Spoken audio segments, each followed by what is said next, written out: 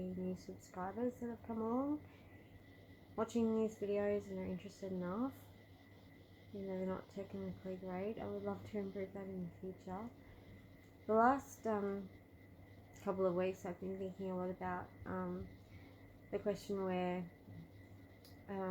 of being a parent and also having an eating disorder, and it's because during my time as a parent, I've had this said to me a lot because over the last few years I've had more relapses and regains and more relapses than I've probably ever had in a short space of time. And so you get this question from, I think, well-meaning people.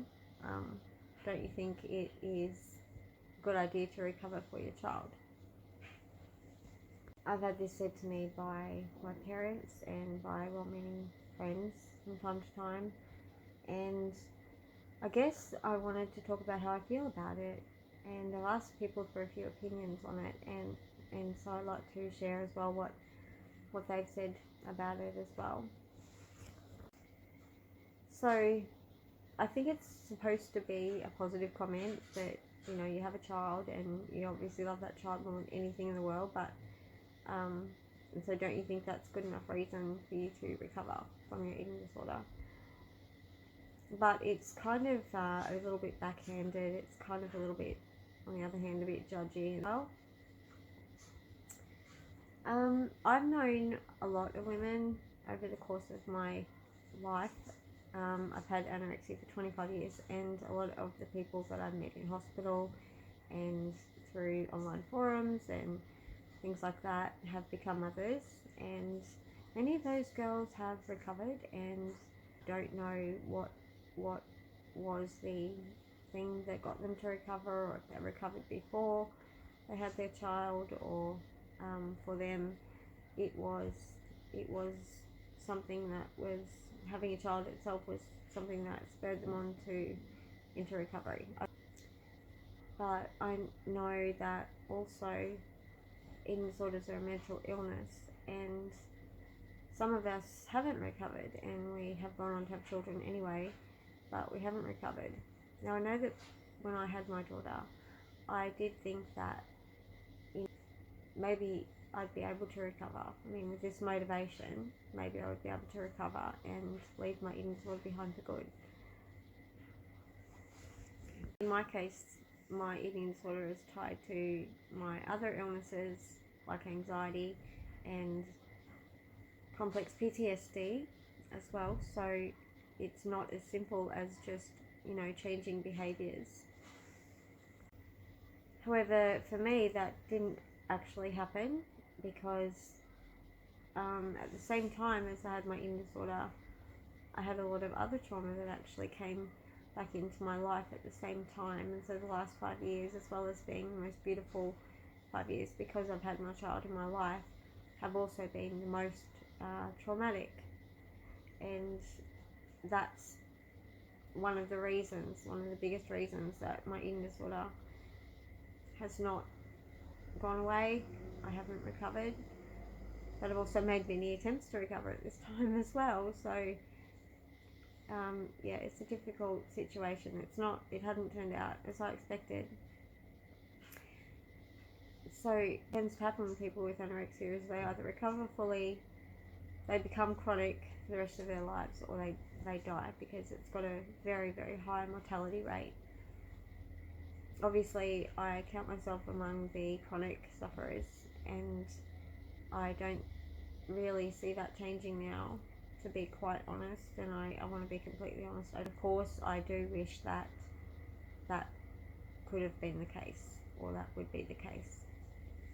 In my case, my eating disorder is tied to my other illnesses like anxiety and complex PTSD as well. So it's not as simple as just, you know, changing behaviours.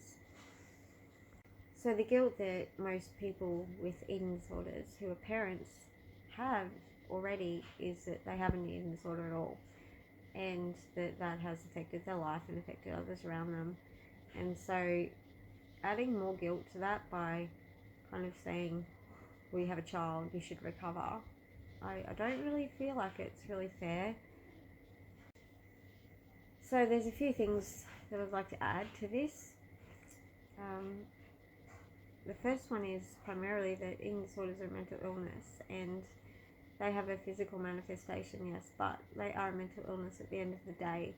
And if you were to say to somebody, you know, isn't having your children or your child enough of a motivation for you to recover from your depression or your anxiety or your OCD or your bipolar, these are all mental illnesses, and yet we see eating disorders as what, just behavioural, just something you can snap out of if you want to, even though it might be hard. Do we see it as different? I'd really like to know what you guys think about that, but I personally feel as though it's kind of unfair to say that to somebody with an eating disorder, because of that kind of guilt instilling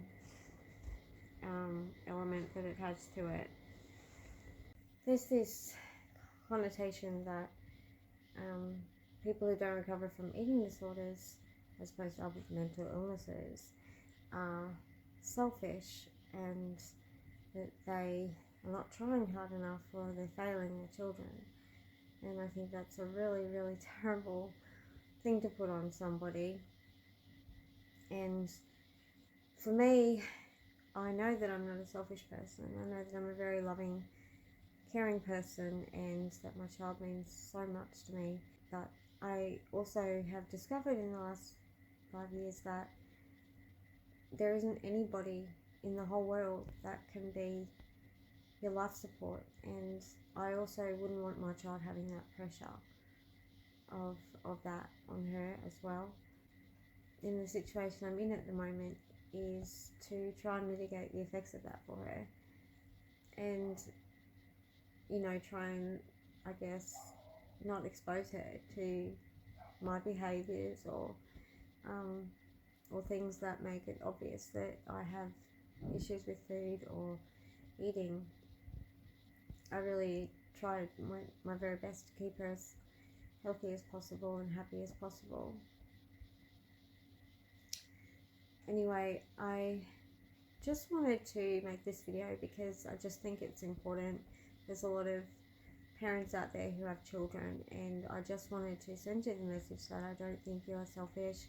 I don't think that you're failing, and yeah, I would love to hear your experiences if you're a parent who has an eating disorder, because maybe you'd like to do a video with me, or we could talk about this more, about how we feel about it, and some of the things that we can do to help mitigate this issue that we live with. And